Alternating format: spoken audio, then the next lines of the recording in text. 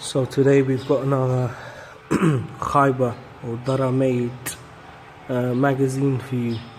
This one is a black copy of a Plum Russian 545 prototype mag or limited production mag.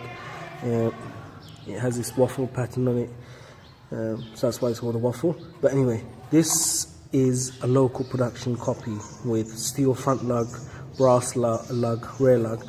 This particular one does not have steel feed lips, which is a downside. However, you can find them with steel feed lips.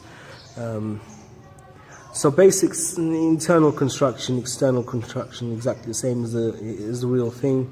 Steel lit lug which protrudes down to here in some cases, not all cases, and obviously a steel or brass rear lug. So you'll find them with brass and steel or just brass. You know, depends from rifle to rifle, or magazine to magazine rather. Now, this is quite a nice, beautiful magazine. Definitely one for collectors. Yeah, so what I'm going to do is I'm going to put this back together and just load a couple rounds in to show you what it looks like with a couple of rounds in.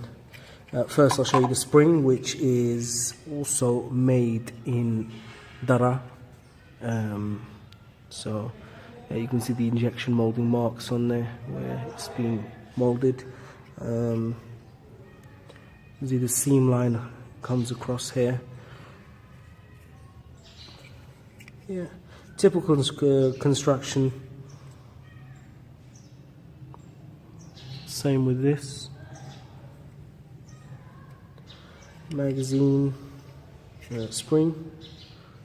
Same thing.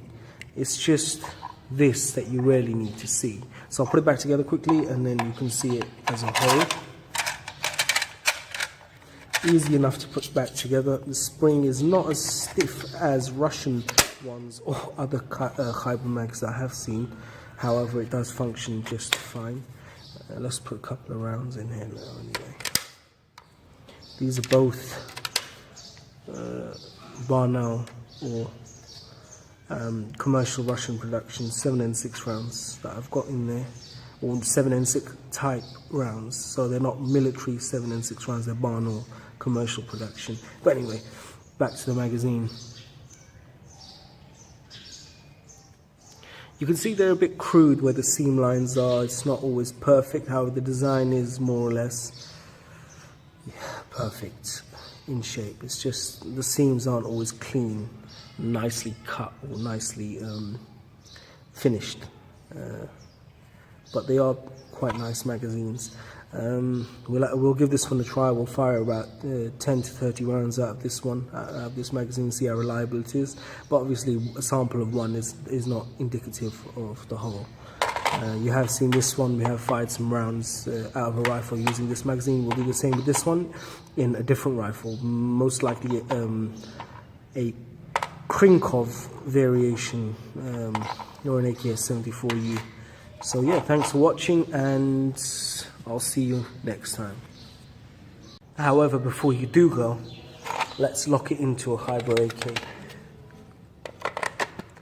Ooh, so it didn't quite have the click that you usually hear when locking in a magazine, but it does fit in snug, nice, tight.